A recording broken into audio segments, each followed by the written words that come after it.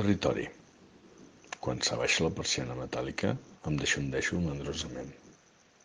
Toca el passeig que em vesprenc per tot el taller, ara que el sol de la tarda comença a absentar-se. Em rento en 4 llepades i baixo les escales amb majestàtica lentitud. Sóc el monarca d'aquest petit desori, de frons greixoses i de fòssils combustionats. Els maleïts rosegadors ho saben.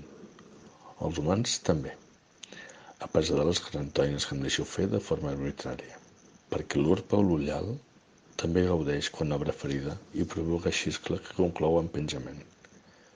Em moc sigil·lós, com de costum, i aquest sigil s'accentua quan escolto certs esbufecs i frecs d'engranatges, com si la reminiscència de l'esforç dels mecànics hagués restat dins del taller. Però no és així. No hi ha esperits ni manifestacions ectoplasmàtiques, sinó l'Arevalo, que encara feineja entre els automòbils mig esbudellats. Ara comprenc la claror dels fluorescents i la banda sonora de cargols i d'eines, i aquestes hores extres serviran per als regals de Nadal. L'observo, engiponat amb els baixos d'un turisme vermell llampant, al que li manquen els 4 pneumàtics. Amb tantes hores de feina a l'esquena, i semblen haver-se adonat de la llei de Newton, ni de la palanca d'Arquímedes, i l'equilibri precari no s'anul·la en un món robustat.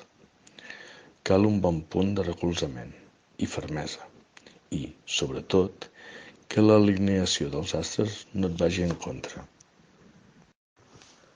Amb tot, encara que tinguéssim en compte tots aquests elements, tampoc no evitaries creuar-te amb mi, que sóc el defensor d'aquest meu territori, i el meu, llastimós, coronarà aquest punt de mala bava que em caracteritza.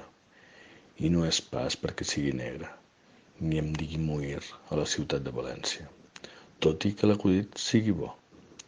I sé que em foragitaran quan trobin el cadàver demà a primera hora del matí, perquè sóc l'herald de la malestrogança. Però l'home no té l'exclusivitat de matar per pur caprici. Acabo aquests instants filosòfics amb un cop de pota directe al meu homònim hidràulic. Alea iacta est.